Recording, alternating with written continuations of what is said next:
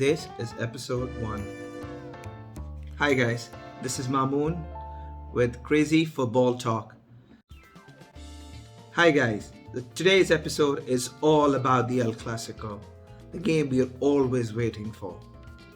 The biggest rivalry in footballing history. Two separate nations, the Spanish and the Catalonians, head to head. For ages they have competed and they've brought their war on the field of football. We all love it because the competition is always heavy. And over the years it has changed, it has revolutionized, and we have seen the gods of football playing on the fields of Camp Nou and Santiago Bernabeu. And something that we can never ask for again in our lives, to see Messi and Ronaldo playing at the same fields, and competing with each other. It was something beyond anyone's frame of mind. But today, in another few hours, we'll be watching this game as two giants of Spain compete with each other. They both are at a very critical point in the table itself. They are very much in the race, with Atletico slipping away to Sevilla last week and giving them both a chance to actually compete for the laliga title.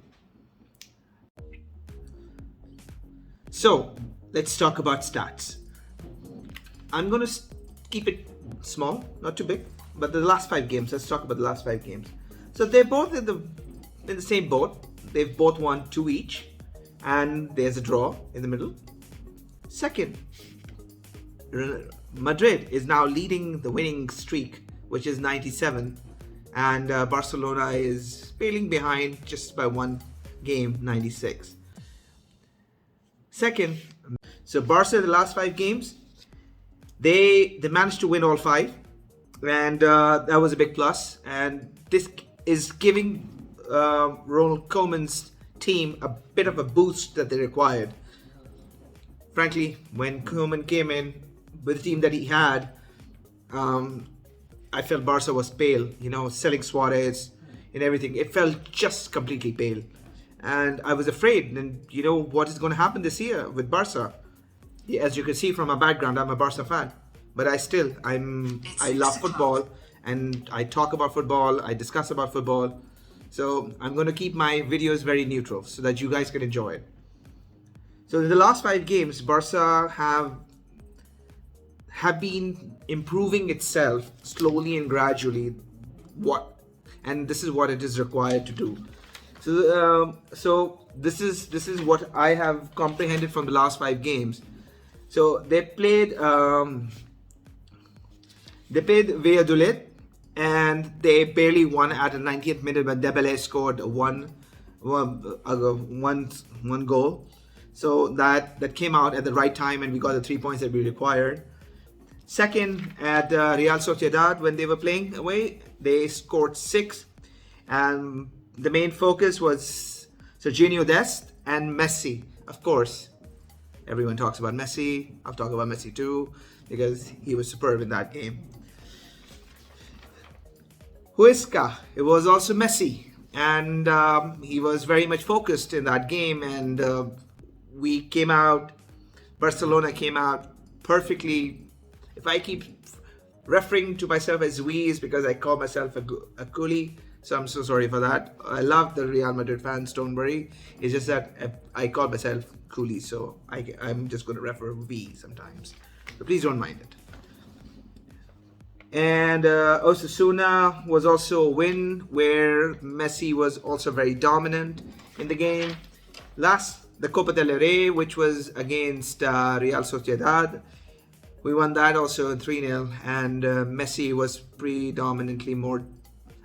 was more dominating in the game, and he did really well, with our defense line also very much active.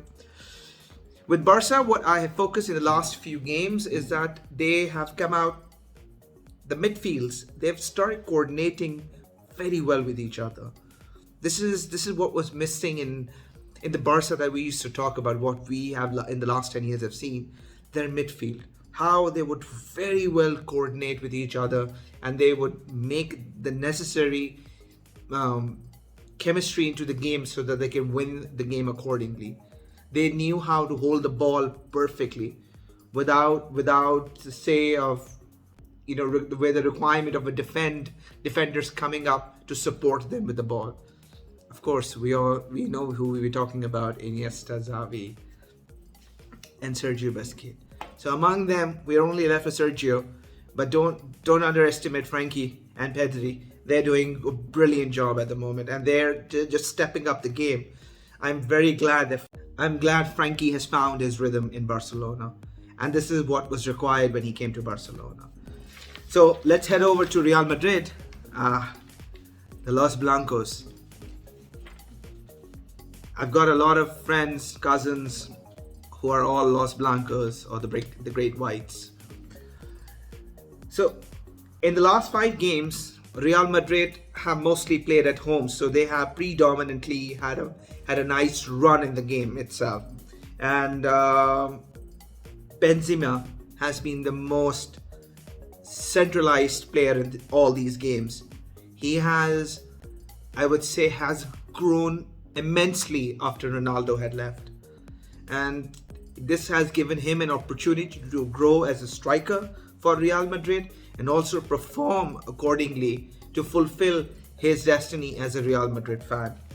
So Real Madrid in the last 5 games, first they last week won against Liverpool 3-1, where Vinicius Jr. was the main player who had scored 2 goals.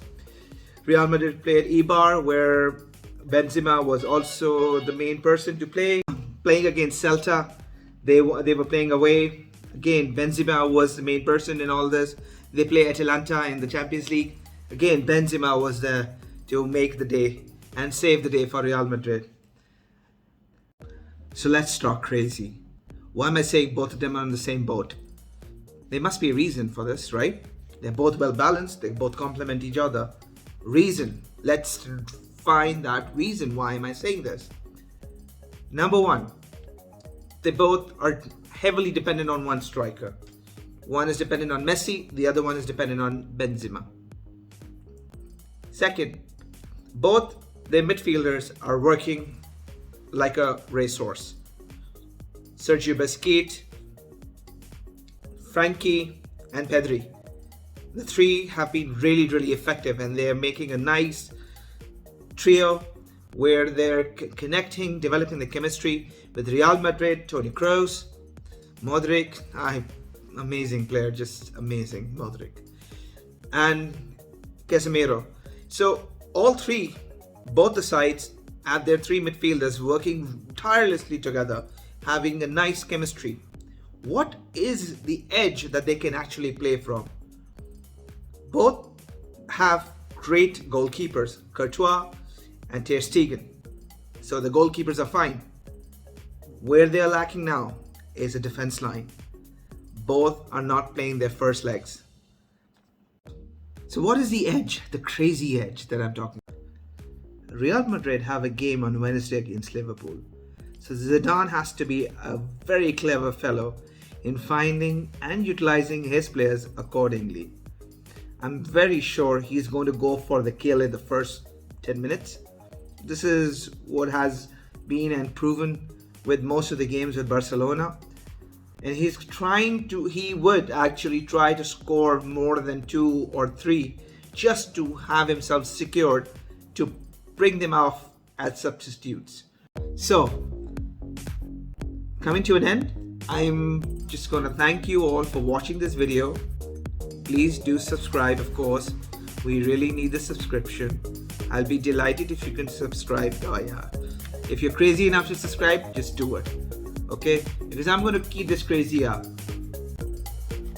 Before I end it all, before I say goodbye, before I say adios, and let's see you tonight, I'm going to give my prediction.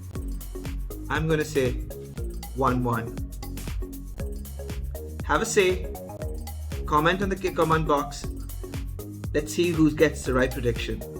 Maybe next time I put in a little gift so that you guys can enjoy it. Take care. Good night. See you all tonight. at the beautiful Madrid.